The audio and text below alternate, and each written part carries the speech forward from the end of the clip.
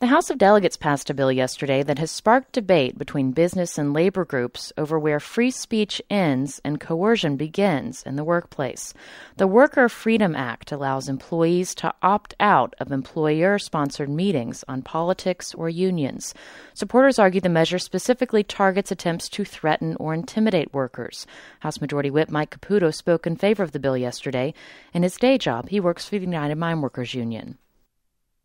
I've watched workers tremble in fear for their jobs because they were forced to sit in captive meetings by their employers and virtually get pounded on day in and day out about what a bad thing this would be for them.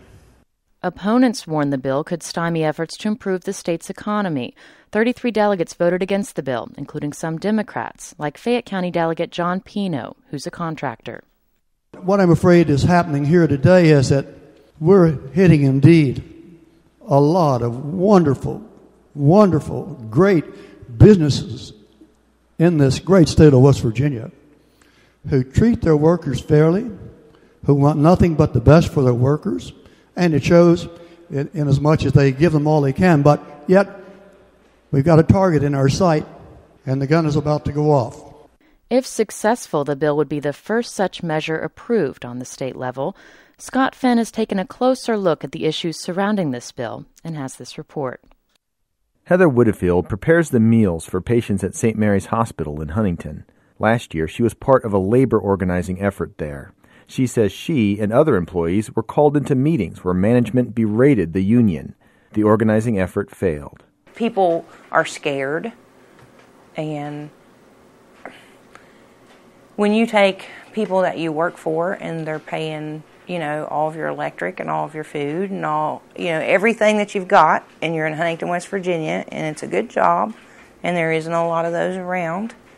You've lost family out of state because they're looking for work.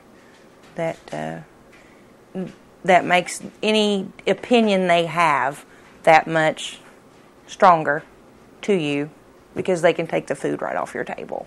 A bill making its way through the legislature would allow Whitfield to opt out of those anti-union meetings. State Senator John Hunter is chief sponsor. The problem is currently that employers can mandate employees to attend meetings, and therefore you're required to go. And those meetings that this bill addresses, they could be talking about why you should not join a labor union or why you should vote for their candidate that they support or give contributions to their political action committee, or that candidate. So this bill would say that you could not mandate that. You could invite people, on a voluntary basis to come to the meetings, but you couldn't mandate they go. But business groups are fiercely opposed to the bill. It's an infringement on First Amendment, right to free speech, guaranteed by the United States Constitution. Mike Walker is vice president of Walker Machinery, a family-owned business that provides mining equipment to the coal industry. Last month, the group Friends of Coal held a rally and recruitment drive at Walker's facility, and his business has hosted a variety of high-profile Republicans, including a 2002 visit by President Bush. Walker says the proposed bill could put an end to that. Throughout West Virginia, if it's passed, I don't think you're going to see any more visits by presidential candidates taking factory tours or, even for that matter, folks running for House of Delegates or folks running for the state Senate, any political issue whatsoever. At a public hearing, Walker and others argued about which side needed free speech protection, the employers or the employees. My name's Steve Mariner. I'm a member of the United Steelworkers Local 995 in Weirton, West Virginia. I'm also president of the Brooke Hancock Labor Council. I'm speaking for this because I organized my local and my plant. I went through captive audience meetings. I lived it.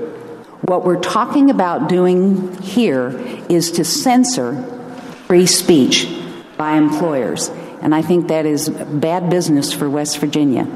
I really believe that any legislation, and this being a prime example, that makes it more difficult for Sitel to do business in West Virginia is equal to a loss of jobs in West Virginia. We employ over 500 people.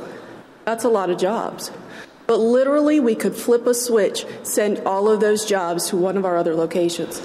That's how easy it would be to lose 500 jobs in Huntington, West Virginia. Workers like Heather Whitfield are well aware of that.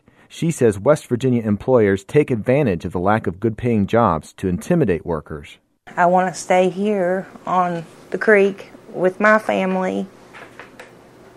If things would go bad and I would lose my job, I would probably have to leave the state. I'd probably have to find my other family in Virginia and go with them.